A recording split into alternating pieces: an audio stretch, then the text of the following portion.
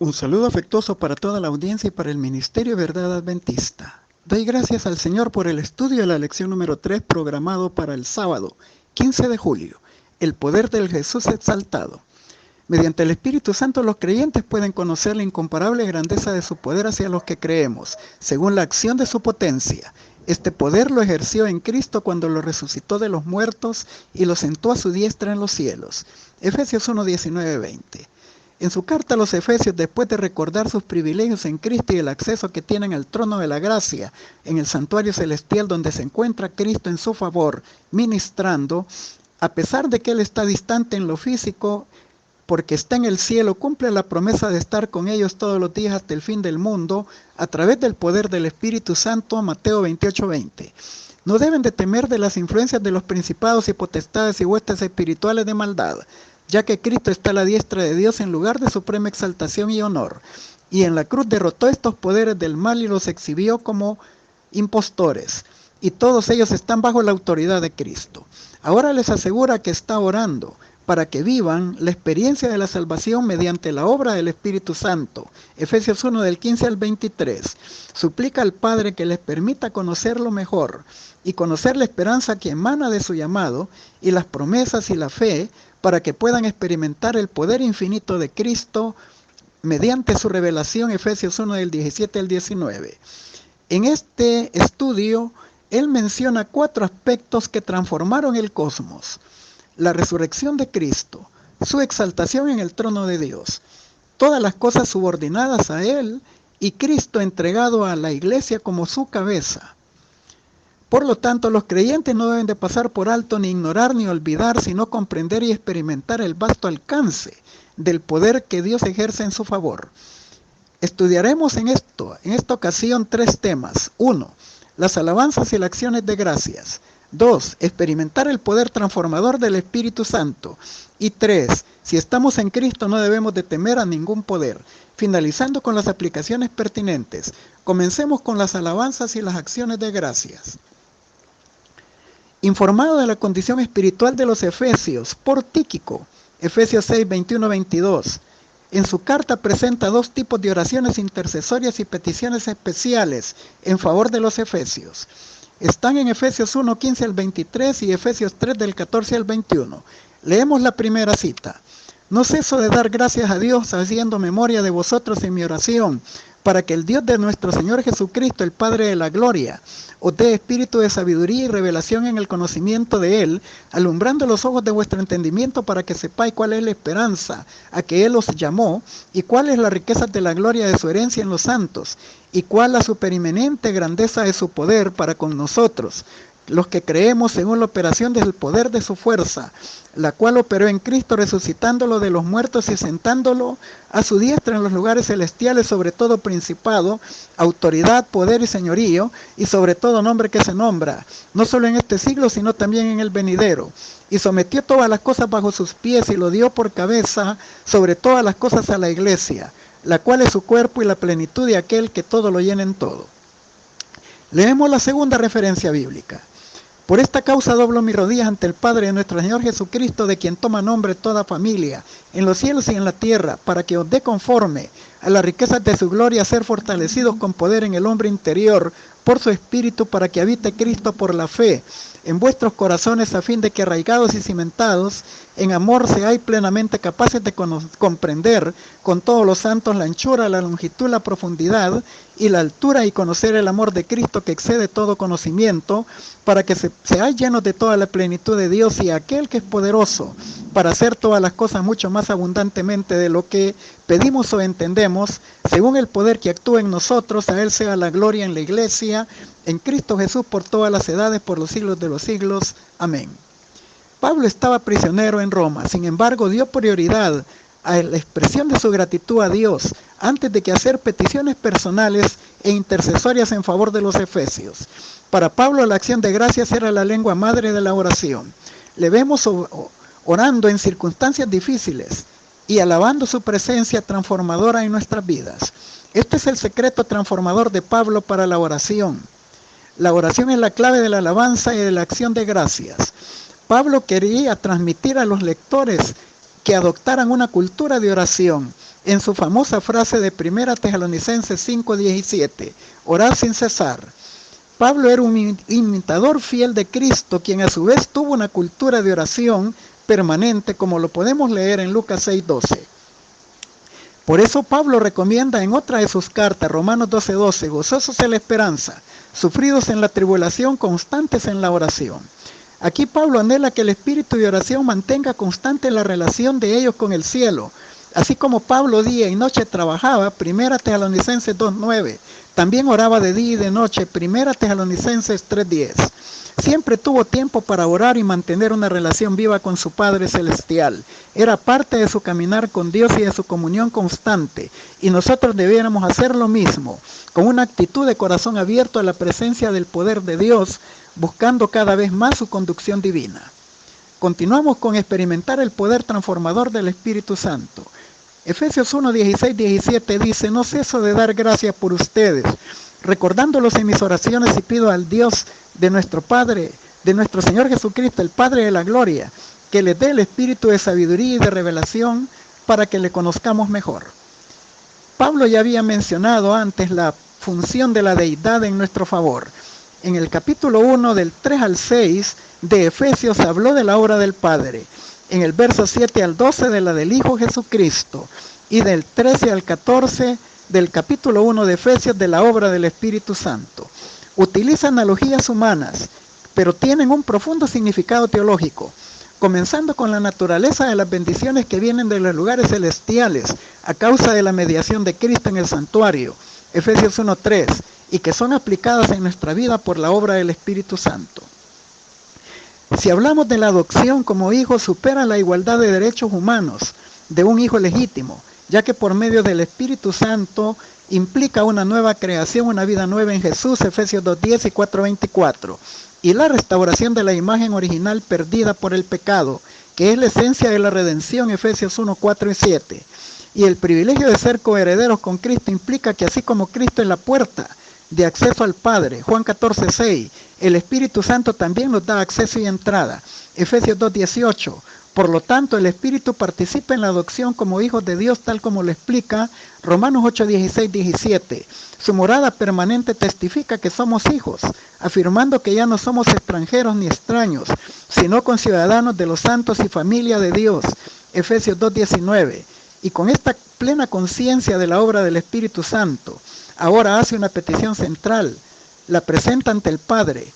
Pide la bendición que el Espíritu Santo les dé la necesaria percepción espiritual para una mejor comprensión de Jesús, para que lo conozcan mejor, y que nos dé el espíritu de sabiduría y revelación y que alumbre los ojos de nuestro entendimiento para comprender la supereminente grandeza de su poder que actúa en los que creen, según la operación de su poder, y que conozcan la esperanza a la que fueron llamados, porque en la confirmación presente de la morada del Espíritu Santo y la transformación de la vida, está el anticipo y la garantía del glorioso futuro que Él ha ideado para ellos.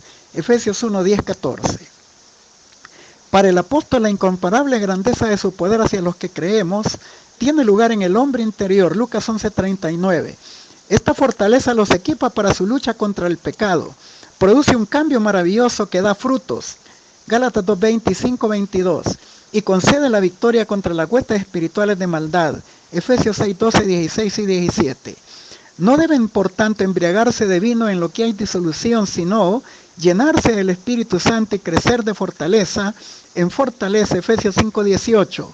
Vivir una vida bajo la sujeción y control del Espíritu que mora en ellos, Romanos 8:9. Continuamos con no debemos de temer a ningún poder. En Efesios 1 del 20 al 23, Pablo pide al Padre que dé el Espíritu Santo y que no nos limitemos a conocer la supereminente grandeza de su poder que actúa en nosotros que creemos, sino saber la fuente de donde proviene el poder que actúa en nosotros. Y esto es posible por la resurrección de Cristo de entre los muertos y su exaltación a la diestra del Padre, Efesios 1:20. La resurrección de Cristo es fundamental para la fe y la predicación. Sin ella seguiríamos esclavos del pecado y seríamos como cualquier ser humano sin Dios y sin esperanza y los más dignos de conmiseración de la tierra. 1 Corintios 15, 14, 17 y 19. Pablo parte del hecho histórico y real de la resurrección de Cristo para asegurarnos que Dios también nos dará participación en la gran futura resurrección y recibiremos la inmortalidad en la segunda venida de Cristo. 1 Corintios 15, 20 al 23, 1 Tesalonicenses 4, 16, 17. Él también hace una narrativa histórica de los sucesos que siguieron a la pasión, muerte, resurrección y ascensión de Cristo en el cielo. En su sermón del día del Pentecostés, junto con Pedro, a tan solo 50 días después de la resurrección de Cristo, Pablo menciona en Efesios 4:8, subiendo a lo alto, llevó cautiva la cautividad y dio dones a los hombres. Se une con Pedro en la explicación a los peregrinos que habían llegado a Jerusalén para celebrar a la fiesta, la razón por la cual el poder del Espíritu Santo se derramó sobre los 120 que estaban en el aposento alto. Hechos 1 del 1 al 15 y 2 del 1 al 12. Diciendo, a este Jesús resucitó Dios, de lo cual todos nosotros somos testigos. Así que exaltado por la diestra de Dios y habiendo recibido del Padre la promesa del Espíritu Santo, ha derramado esto que vosotros ves y oís. Sepa pues ciertísimamente toda la casa de Israel que a este Jesús, a que vosotros crucificasteis, Dios le ha hecho Señor y Cristo. Hechos 2, 32, 33 y 36. Los acontecimientos en torno a la vida, muerte y resurrección y ascensión de Jesús son esencialmente importantes, pero tanto Pablo como Pedro hacen un énfasis en la resurrección. Representa el factor decisivo de la historia del Evangelio. La resurrección vindica la suprema vindicación de Cristo. Era una evidencia no solo de su mesianismo, sino del poder del mensaje cristiano de la salvación. La diestra de Dios es la posición de autoridad más elevada. Salmo 110 del 1 al 3.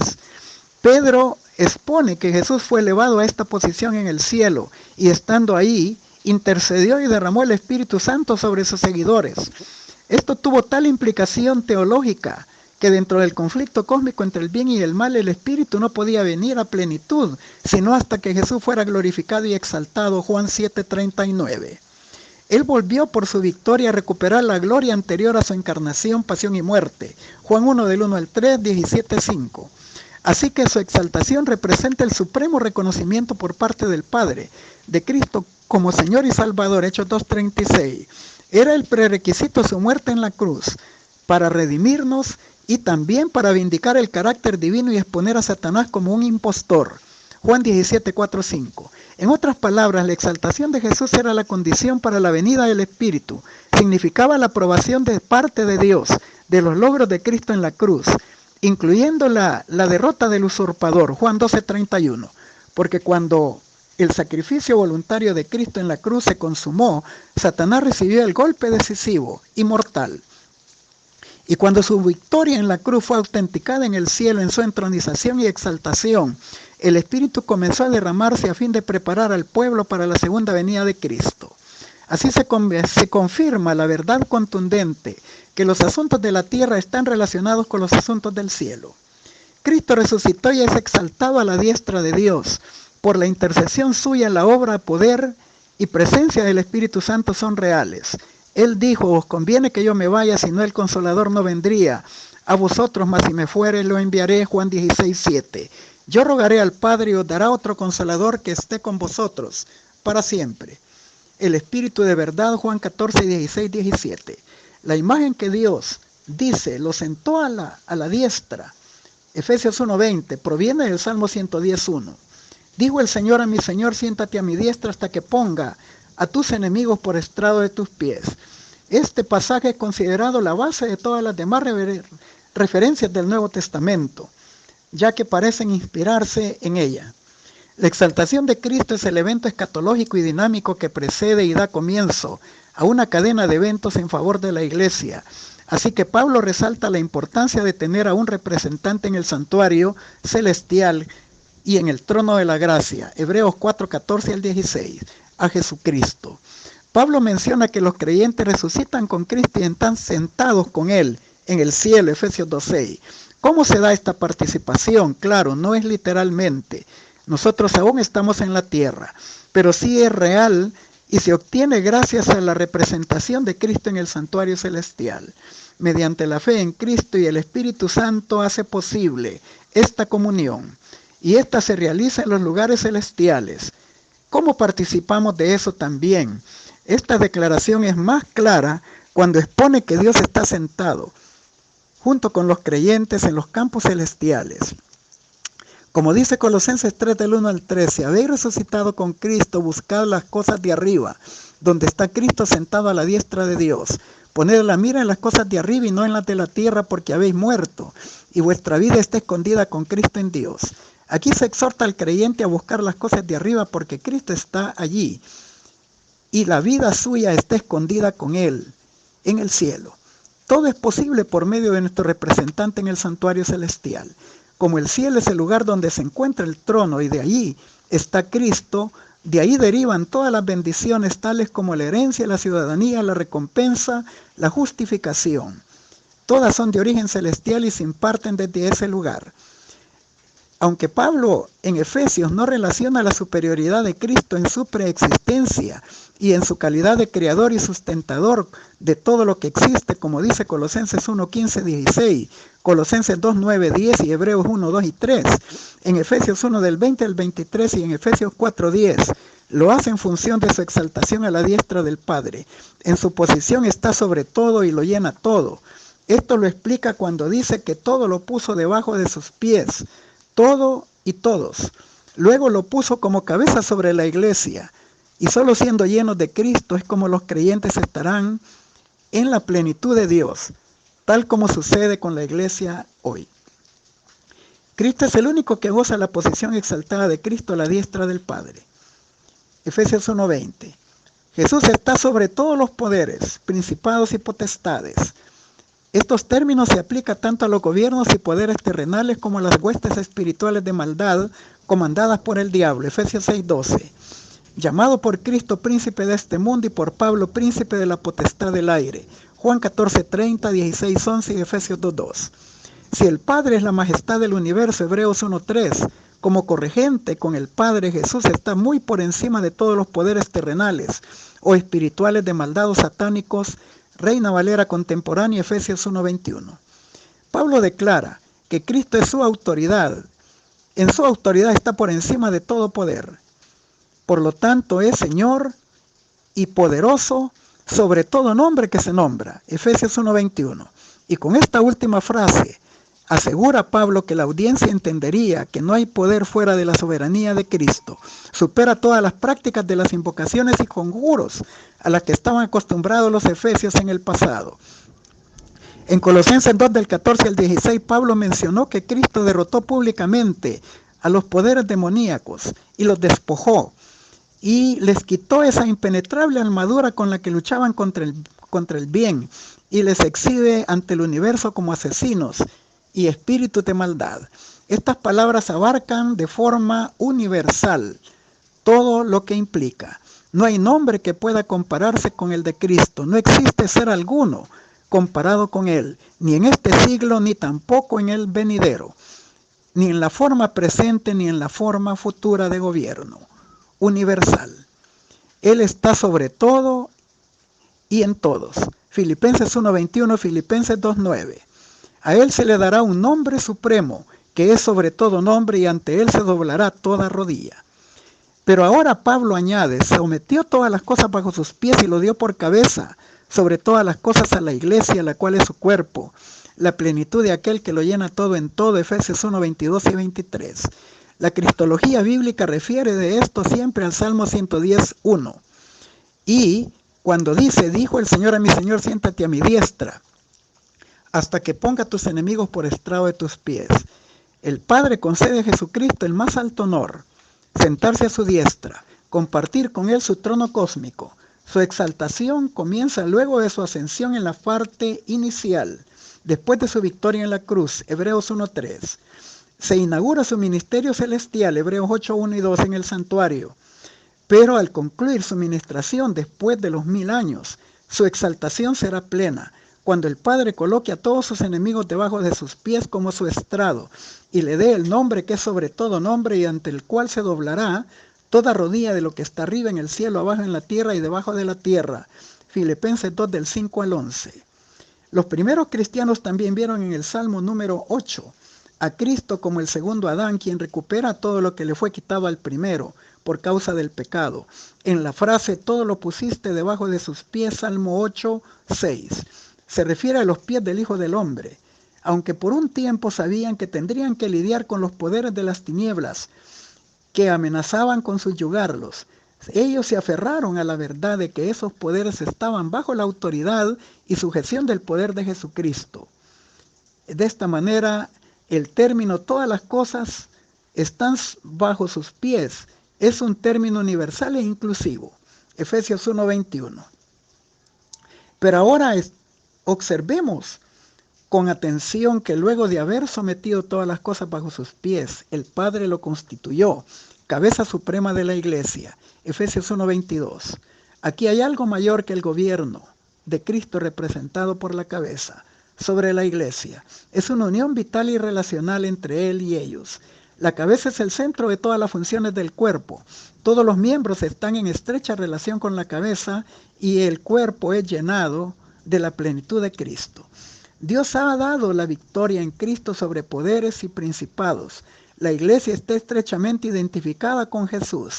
Él le provee de todo lo que necesita y tiene garantizada la victoria sobre sus enemigos. El poder de Dios manifiesto en la resurrección de Cristo y en su exaltación, sobre todo poder cósmico, ha activado en favor de la iglesia. Y Dios dio a la iglesia al Cristo victorioso y esta iglesia está tan unida a Él como su cuerpo místico. Finalizamos con las aplicaciones pertinentes. Cuando Cristo entró por los portales celestiales, fue entronizado en medio de la adoración de los ángeles. Tan pronto como esta ceremonia hubo terminado, el Espíritu Santo descendió sobre los discípulos en abundantes raudales, y Cristo de veras fue glorificado con la gloria que había tenido con el Padre de toda la eternidad. El derramamiento pentecostal era la comunicación entre el cielo de que el Redentor había iniciado su ministerio celestial. De acuerdo a su promesa, había enviado el Espíritu Santo a sus seguidores como prueba de que, como sacerdote y rey, había recibido toda autoridad en el cielo y en la tierra y era ungido como sobre su pueblo. Hechos de los Apóstoles, página 32. El universo entero contempló el gran sacrificio hecho por el Padre y el Hijo en beneficio del hombre. Había llegado la hora en que Cristo ocupara el puesto que tenía derecho y exaltado sobre los principados y potestades y sobre todo nombre que se nombra. A fin de alcanzar el gozo que le fuera propuesto de llevar hijos a la gloria, sufrió la cruz y menospreció la vergüenza. Y por inconcebiblemente grandes que fuesen el dolor y el oprobio, mayores aún son la dicha y la gloria.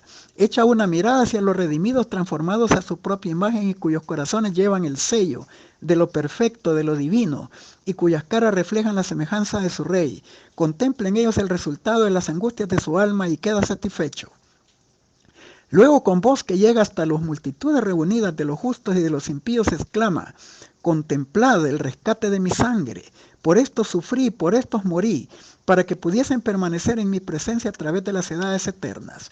Y de entre los revestidos de túnicas blancas, en torno del trono asciende el cántico de alabanza: digno es el Cordero, que ha sido inmolado, de recibir el poder y la riqueza, la sabiduría, la fortaleza, la honra y la gloria y la bendición. Apocalipsis 5:12, seguridad y paz en el conflicto de los siglos, páginas 728 y 729, Maranata, el Señor viene, página 357. En este tiempo la iglesia ha de ponerse sus hermosas vestiduras de Cristo, nuestra justicia. Hay distinciones claras definidas que han de ser restauradas y ejemplificadas ante el mundo y mantener en alto los mandamientos de Dios y la fe de Jesús.